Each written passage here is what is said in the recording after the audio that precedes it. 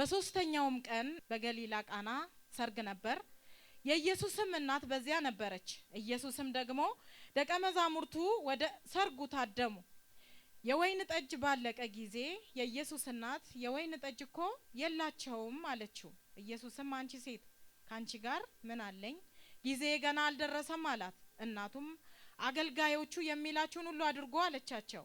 አይሁድም የሚያደርጉት የማንጻት ልማድ 6 የድንጋይ ጋኖች በዚያ ተቀምጠው ነበር።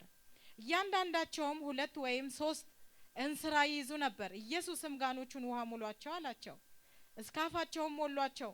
አሁንም ቀርታችሁ ለአሳዳሪዎች ስጡ አላቸው። ሰጡም። አሳዳሪውም የወይን ጠጅ የሆነውን ውሃ በቀመሰ ጊዜ ከወዴት እንደመጣ አላወቀም። ውሃውንም የቀዱት አገልጋዮች ግን ያውቁ ነበር። አሳዳሪውም ሙሽራውን ጠርቶ ሰው ሁሉ አስቀድሞ መልካሙን የወይን ጠጅ ያቀርባል፣ ከሰከሩ በኋላ መናኛውን፣ አንተስ መልካሙን የወይን ጠጅ እስከ አሁን አቆይተሃል አለው። ኢየሱስ ይህን የምልክት መጀመሪያ በገሊላ ቃና አደረገ፣ ክብሩንም ገለጠ። ደቀ መዛሙርቱም በርሱ አመኑ። ኢየሱስ ክርስቶስ ጌታ ነው። የመልእክቴ ርዕስ የእግዚአብሔር ክብር ይገለጣል በሚል ኢየሱስ ጌታ ነው። የእግዚአብሔር ክብር ይገለጣል። በነገራችን ላይ የእግዚአብሔር ክብር ይገለጣል። ባቃተን ነገር ላይ የእግዚአብሔር ክብር ይገለጣል። አንችልም ባልነው ነገር ላይ የእግዚአብሔር ክብር ይገለጣል። በመጀመሪያ ክብር ማለት ምን ማለት እንደሆነ በጥቂቱ ልናገር እፈልጋለሁ። ክብር ማለት ምን ማለት ነው? ጌትነት ማለት ነው። ክብር ማለት ጌትነት። ክብር ሌላው ከፍተኛነት ማለት ነው፣ ወይም ብርሃንነት ማለት ነው። ጌትነት፣ ከፍተኛነት፣ ብርሃንነት የማን ባህሪ ነው? የእግዚአብሔር ባህሪ ነው። ከፍ ባለው ነገራችን ላይ ወይም ጌታ ነው ባለው ነገራችን ላይ ጌታ ማን ነው? ጌትነቱን የሚገልጠው ማን ነው? እግዚአብሔር ነው። ጌታ ነኝ ብሎ በሚያስፈራራን ነገር ላይ፣ ትልቅ ነኝ በሚል ነገራችን ላይ ጌታ ማን ነው? እግዚአብሔር ነው። ከፍተኛ ነው የኛ ጉዳይ፣ የኛ ጥያቄ፣ የኛ ችግር ባልነው ነገር ላይ ከፍተኛ የሆነው ማን ነው? ከፍ ያለው እግዚአብሔር ነው። የእግዚአብሔር ክብር የሚገለጠው በምንድን ነው? አንደኛ የእግዚአብሔር ክብር የሚገለጠው በስራዎቹ ነው። መዝሙር 19 ከቁጥር 1 ሰማያት የእግዚአብሔርን ክብር ይናገራል፣ የሰማይ ጠፍር የእጁን ስራ ያውጃል። እግዚአብሔር የሰራው እግዚአብሔር የፈጠረው ሰማይን ስናይ የእግዚአብሔር ታላቅነት አይገርመንም? የሆነ ሰማይን ስናይ ከለሩን ለምደነው እናውቃለን። ሰማይ የማላይበት ሀገር የት ልሂድ ሰለቸኝ ብንል እስከ ምድር ዳርቻ ብንሄድ ሰማይ የሌለበት ቦታ አለ? እድሜያችን ያልቃል እንጂ ብንሄድ እስከ ምድር ዳርቻ ሰማይን የማናይበት ቦታ የለም። ለምን? ብንሄድ አያልቅም። ስለዚህ ሰማይን ስናይ የእግዚአብሔር ስራ አይገርምም? ሁለተኛው የእግዚአብሔር ክብር በክርስቶስ ተገልጧል። ዮሐንስ ወንጌል ምዕራፍ 1 ቁጥር 14 ቃልም ሥጋ ሆነ ጸጋና እውነትም ተሞልቶ በእኛ አደረ፣ አንድ ልጅም ከአባቱ ዘንድ እንዳለው ክብር የሆነውን ክብሩን አሳየን። ቃል ሥጋ ሆነ፣ ጸጋን እውነትን ተሞልቶ በእኛ አደረ። አንድ ልጁም ያለውን ያንን ክብሩን ምን አደረገ? አሳየን። የእግዚአብሔር ክብር በማን ተገለጠ? በራሱ በኢየሱስ ክርስቶስ ተገለጠ። ሶስተኛው ደግሞ በተአምራቱ የእግዚአብሔር ክብር ተገልጧል። ኢየሱስ ክርስቶስ በቃና ዘገሊላ ላይ ያደረገው ተአምራት ደቀ መዛሙርቶቹ እንኳን በሱ አመኑ፣ ይከተሉት ነበር፣ አብረውት ነበር። ኢየሱስ ክርስቶስ ጋራ ይውላሉ፣ ያድራሉ። ነገር ግን ይጠራጠሩት ነበር። ይሄን ጉዳይ ይችለው ይሆን? እውነት እንደተናገረው ያደርግልኝ ይሆን እያሉ ምን ይጠራጠሩ ነበር። ግን ያንን ተአምራት ሲያዩ በሱ አመኑ። ብዙዎችም ወደ ጌታ መጡ። የእግዚአብሔር ክብር ሌላው በተአምራት ይገለጣል። ወንጌል ስንሰብክ ሙታንን እንኳን የሚያስነሳ ክብር፣ የእግዚአብሔር ክብር ከኛ ጋር ሲሆን ብዙዎች ምን ይሆናሉ? በጌታ በኢየሱስ ክርስቶስ አዳኝነት ያምናሉ። አራተኛው በሕማማቱ ተገልጧል። ዮሐንስ ወንጌል 12:23 ኢየሱስም መለሰላቸው እንዲህም ሲል የሰው ልጅ ይከብር ዘንድ ሰዓቱ ደርሷል። የሰው ልጅ ይከብር ዘንድ ሰዓቱ ምን ብሏል? የታዘዘውን ትእዛዝ የእግዚአብሔርን ትእዛዝ ለመፈጸም ሲያምጥ የደም ላብ ሲያልበው ሲዘባበቱበት ያንን ሁሉ የሰው ልጅ የሚከብርበት። ግን ብዙዎቹ እየተጎተተ እንደዚህ ሲወሰድ ሲገረፍ ውርደት ነው አይደል የሚመስለው? ግን ወደ ክብሩ እየሄደ ነው። ስለዚህ የእግዚአብሔር ክብር በኢየሱስ ክርስቶስ ሕማማት ምን ብሏል? በህመሙ ተገልጧል። አምስተኛው በትንሳኤውና በእድገቱ ተገልጧል። በእርገት ማለት እርጋቱ ኢየሱስ ሲያርግ አንደኛ ጴጥሮስ ምዕራፍ 1 ከ20 እስከ 21 ዓለም ሳይፈጠር እንኳን አስቀድሞ ታወቀ። ነገር ግን እምነታችሁን ተስፋችሁ በእግዚአብሔር ይሆን ዘንድ ከሙታን ባስነሳው ክብርንም በሰጠው በእግዚአብሔር በእርሱ ስለምታምኑ ስለናንተ በዘመኑ መጨረሻ ተገለጠ። ኢየሱስ ክርስቶስ ጌታ ነው። አሜን። ኢየሱስ ክርስቶስ ሞቶ አልቀረም። መቃብር ሊይዘው አልቻለም። ሞት ሊይዘው አልቻለም። ስለዚህ ምን ብሏል? ሞትን ድል አድርጎ አርጓል። ደግሞ ዳግመኛ ምን ያደርጋል? ይመጣል። ሊወስደን በክብር ይመጣል። እንደ በፊት በውርደት አይደለም። እንደ መጀመሪያው በውርደት በንቀት አይደለም። በክብር ሁሉ እያዩት ኢየሱስ ክርስቶስ ይመጣል። ሌላው በምእመናን ሁሉ ከእግዚአብሔር ጋር ሲገናኙ የእግዚአብሔር ክብር ምን ብሏል? ተገልጧል። ሁለተኛ ቆሮንቶስ ምዕራፍ 3 ቁጥር 18 እኛ ሁላችን ያንን መልክ እንድንመስል ልክ መስታወት የሆነ ነገር ሲታረጉበት ያንጸባርቃል አይደል? መልሶ ያን ልክ እንደዛ ከክብር ምን እንላለን? ወደ ክብር እንለወጣለን። ስለዚህ የኢየሱስ ክርስቶስ ክብር በእኛ ላይ ተገልጧል። በምእመናን ላይ አሁን ኢየሱስ ክርስቶስ ክብር ምን ብሏል?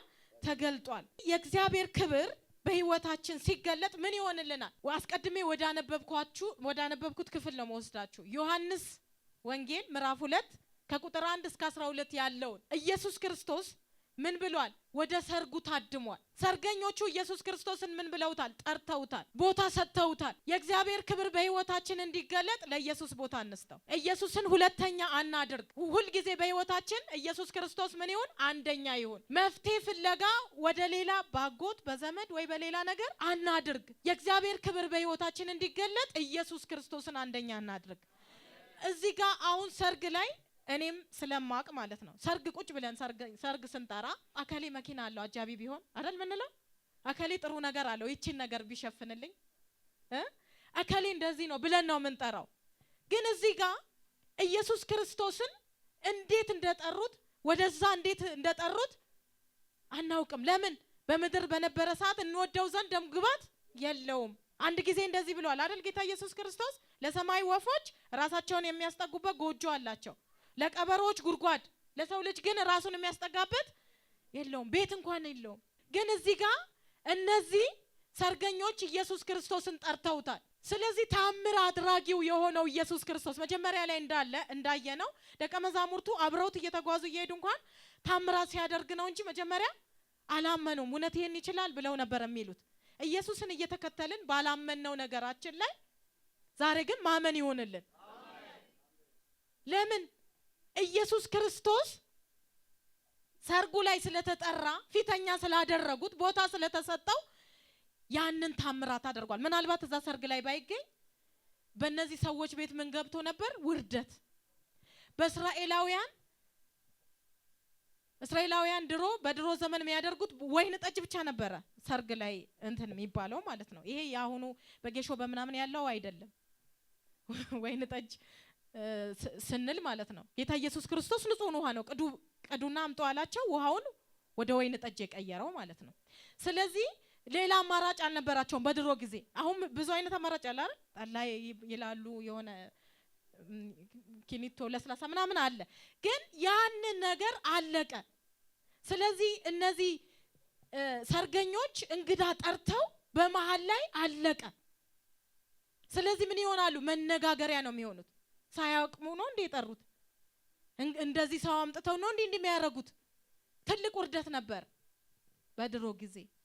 ኢየሱስ ክርስቶስ ግን በዛ ሰርግ ላይ በመታደሙ ቦታ ስለተሰጠው ውርደታቸውን በክብር ለወጠ። በዚያ ላይ የመጀመሪያውን ተአምራቱን አደረገ። ዛሬም በእኛ ህይወት ላይ የእግዚአብሔር ክብር እንዲገለጥ ኢየሱስን ፊተኛ እናደርግ። በጉዳያችን ላይ ሁሉ እናማክረው። በአንዳንድ ነገር ላይ ብቻ አይደለም፣ የሆነ ሰርግ ላይ ወይ ሀዘን ላይ ወይ የሆነ ነገር ላይ ብቻ፣ ሁሉ ነገር ጓደኛ አድርገን እናማክረው። ስለዚህ የእግዚአብሔር ክብር በህይወታችን እንዲገለጥ ኢየሱስን ፊተኛ አንደኛ እናድርገው። ሁለተኛው የእግዚአብሔር ክብር በህይወታችን እንዲገለጥ ውሃው ሲገለጥ ውሃ ውሃ ያለው ነገራችን ጣም ይኖረዋል። አንዳንዴ ህይወት ብንለው ብንለፋ ብንሰራ የሆነ ነገር ብናደርግ አልቀየር ያለ ውበት የሌለው ከለር የሌለው መልክ የሌለው ነገራችን ኢየሱስ ክርስቶስን ስንጋብዘው ወደ ህይወታችን ስናመጣ ውሃ ውሃ ያለው ነገራችን ጣም ይኖረዋል። ኢየሱስ ውበታችን ይሆናል። የኢየሱስ ክብር በእኛ ላይ ሲገለጥ ሙላታችን ይሆናል። የእግዚአብሔር ክብር በህይወታችን ሲገለጥ ሌላው ሶስተኛው ምን ይሆናል? የእግዚአብሔር ክብር ሲገለጥ ስለኛ ትእዛዝ ይወጣል። ሙሽራው ማለቁን የሚያውቅ አይመስለኝም። ሙሽሮቹ የሚያውቁ አይመስለኝም። አገልጋዮቹ ግን ተጨንቀው አለቀ እኮ ሲሉ እነሱ ሙሽራው እዛ ቁጭ ብሎ ምንም የሚያውቀው ነገር የለም። ኢየሱስ ግን በጓዳው ታሪኩን እየሰራ ነበር። ኢየሱስ ክርስቶስ ክብር ሲገለጥ ስለኛ ሰዎችን ያዛል። ያልተጠበቀ ተአምራትን ያደርጋል። ባልጠበቅነው መንገድ ኢየሱስ ይመጣል። በቃ እኛ ቁጭ ብለን የኛን ስራ ኢየሱስ ይሰራል። የጓዳችንን ጉዳይ ኢየሱስ ይሰራል። አለቀ አበቃ ተደመደመ ባልነው ጉዳይ ላይ ኢየሱስ ክርስቶስ በድንገት ከተፍ ብሎ ታሪክ ቀይሮ ያስደንቀናል። አገልጋዮቹን ያቸው ሙሽሮቹ እዛ ቁጭ ብለዋል። ውሃ ሲቀዱ ሲያመጡ ሲሞሉ ሙሉአቸው እንደዚህ አድርጉ ጌታ ኢየሱስ የወይን ጠጅ እኮ አልቆባቸዋል ሲባል እነዚህ ሙሽሮች ግን ቁጭ ብለው ነበር። እግዚአብሔር ታሪካችንን ይሰራል። በማናቀው መንገድ ኢየሱስን ወደ ህይወታችን ስናመጣ በጉዳያችን ላይ ጣልቃ ስናስገባው ኢየሱስ ስለዚህ የእግዚአብሔር ክብር በህይወታችን እንዲገለጥ ምን እናድርግ? ከኛ ምን ይጠበቃል? ምንድነው የሚጠበቅብን? እግዚአብሔር ክብር እንዲገለጥ በህይወታችን ማርያም ምንድነው ያለችው? የሚላችሁን ሁሉ አድርጉ፣ እርሱን ስሙት። እርሱን መስማት አለብን፣ መታዘዝ አለብን። ማርያም ምን አለች? የሚላችሁን ሁሉ አድርጉ፣ እሱን ስሙት። አንቺ ሴት ካንቺ ጋር ምን አለኝ ጊዜ ገና አልደረሰም ሲል የንቀት አይደለም። ሁላችንም እንደምናውቀው የንቀት አይደለም። ግን እሱን መስማት መታዘዝ ሚለንን ነገር እዛ ጋር አገልጋዮቹ ውሃ ሙሏቸው ሲባሉ እሺ ብለው ውሃ ማሙላታቸው አይገርምም እንዴ? ውሃ ምን ይሰራል? አሁን ወይን ጠጅ ነው ያለቀው። ወይን ጠጅ ነው የሚያስፈልገው። ለምን ሰርግ ቤት ሲኬድ ንጹህ ልብስ ተለብሰው ነው አይደል? ወይ ውድ ሱፍ ይሆናል ወይ ውድ ልብሳቸውን አውጥተው ነው የለበሱት። በዛ እንግዲህ ውሃው ምን ያህል ርቀት እንዳለ አላቅም። ከሩቅ ቦታ አምጥተው ነው ደግሞ በዛ ላይ በጣም ነው ጋኖቹ ብዙ ስንት 7 እንስራ ነው የሚይዙት። አሁን እንዳነበብ ነው አንድ ጋን ማለት ነው። ያን ሁሉ ሲገለብጡ ሲደክሙ ላበላብ ሲሆኑ እንዴት ታዘዙት? ይገርመኛል። እሺ ብለው በዛ በውሃ እየተንቦጫረቁ ልብሳቸው እየቆሸሸ እያመጡ ይጨምሩ ነበር። ሙሉአቸውን እስካፋቸው ሞሉአቸው። እነሱ እምነታቸው መታዘዛቸው። ስለዚህ ማርያም ምን አለች? አድርጉ። መጀመሪያ ምን አለች? የሚላችሁን ሁሉ አድርጉ አለች። ከዛስ የወይን ጠጅ እኮ አልቆባቸዋል የላቸውም አለች። የኢየሱስ ክርስቶስ ክብር በእኛ እንዲገለጥ መጸለይ። አንዳንድ ሰዎች ምን ይላሉ? እኔ የጎደለኝን ነገር አያውቅም እሱ ማድረግ ይችላል ይላሉ። አይደለም፣ እንድንነግረው ይፈልጋል። አልቆባቸዋል ማለቁን አያውቅም እንዴ? ሰው እንደተጨነቀ አያውቅም? ያውቃል፣ የኛን ጉዳይ ያውቃል። ግን መጸለይ አለብን፣ ማሳሰብ አለብን። ክብሩ እንዲገለጥ በህይወታችን መጸለይ አለብን። ጌታው ይሄ ነገር ምንድነው? ይሄ አቅቶኛል፣ ይሄ ነገር አልቆብኛል፣ ይሄ ነገር አቅቶኛል ብለን እንድንጸልይ ይፈልጋል፣ እንድንነግረው ይፈልጋል። እሱን ስንታዘዝ ዘዳግም ላይ ያለውን ቃል አንብቤ ጨርሳለሁ። እንዲህም ይሆናል የአምላክህን የእግዚአብሔርን ቃል ብትሰማ ዛሬም ያዘዝሁህን ትእዛዙን ሁሉ ብታደርግ ብትጠብቅ አምላክህ እግዚአብሔር ከምድር አህዛብ ሁሉ ላይ ከፍ ከፍ ያደርግሃል። የአምላክህን የእግዚአብሔርን ቃል ብትሰማ እነዚህ በረከቶች ሁሉ ይመጡልሃል ያገኙህማል። አንተ በከተማ ብሩክ ትሆናለህ፣ በእርሻም ብሩክ ትሆናለህ። የሆድ ፍሬ፣ የምድር ፍሬ፣ የከብት ፍሬ፣ የላም ርቢ፣ የበግህም ርቢ ብሩክ ይሆናል። እንቅብህና በኋቃህ ብሩክ ይሆናል። አንተም በመግባትህ ብሩክ ትሆናለህ፣ በመውጣትህ ብሩክ ትሆናለህ። እግዚአብሔርም በላይህ የሚቆሙትን ጠላቶች በፊትህ የተመቱ ያደርጋቸዋል። በአንድ መንገድ ይመጡብሃል፣ በሰባት መንገድ ከፊት ይሸሻሉ። እግዚአብሔር በረከቱን በአንተ ላይ በጎተራ በእጅህም ስራ ሁሉ እንዲወርድ ያዛል። አምላክህ እግዚአብሔር በሚሰጥ ምድር ይባርክሃል። የአምላክህ የእግዚአብሔር ትእዛዝ ብትጠብቅ በመንገዱም ብትሄድ እግዚአብሔር እንደማለልህ ለእርሱ የተቀደሰ ሕዝብ አድርጎ ያቆምሃል። የምድር አሕዛብ ሁሉ የእግዚአብሔር ስም በአንተ ላይ እንደተጠራ አይተው ይፈሩሃል። እግዚአብሔር በእርሷ ይሰጥህ ዘንድ ለአባቶች በማለላቸው በምድርህ ላይ በሆድ ፍሬ፣ በከብት ፍሬ፣ በእርሻ ፍሬ እግዚአብሔር በጎነቱን በላይ ያበዛል። እግዚአብሔርም ለምድር በወራቱ ዝናብ ይሰጥ ዘንድ የእጅ ስራ ሁሉ ይባርክ ዘንድ መልካሙን መዝገብ ሰማዩን ይከፍትልሃል። ለብዙ አሕዛብ ታበድራለህ፣ አንተ ከማንም አትበደርም። ዛሬ ያዘዝሁን የአምላክህን የእግዚአብሔርን ትእዛዝ ሰምተህ ብትጠብቃት ብታደርግም ዛሬ ካዘዝሁ ከነዚህ ቃሎች ወደ ቀኝ ወደ ግራም ፈቀቅ ባትል ታመልካቸውም ዘንድ ሌሎች አማልክት ባትከተል እግዚአብሔር ራስ ያደርግሃል እንጂ ጅራት አያደርግህም። ሁልጊዜም በላይ እንጂ በታች አትሆንም። ኢየሱስ ክርስቶስ ጌታ ነው። እነዚህ በረከቶች ሁሉ ይመጡልናል ሰምተን ብንታዘዝ፣ ሰምተን ብናደርግ እግዚአብሔር ክብሩን ይገልጣል። በህይወታችን ታምራትን ያደርጋል። ሁሉም ሰው አይቶ እግዚአብሔር ከሷ ጋር አለ፣ እግዚአብሔር ከሱ ጋር አለ ይላሉ። የአምላካችን ስም በእኛ አይሰደብም፣ በእኛ ይከበራል። በእውነት እግዚአብሔር ከነሱ ጋር አለ ይባላል። እግዚአብሔርን በእኛ ላይ እግዚአብሔር እንዳለ አይተው ሰዎች ይፈሩናል፣ አሕዛብ ይፈሯል። ጠላቶቻችን በፊታችን የተመቱ ይሆናሉ። እላይ እንጂ ራስ እንጂ ጅራት አያደርገንም። ኢየሱስ ክርስቶስ ጌታ ነው።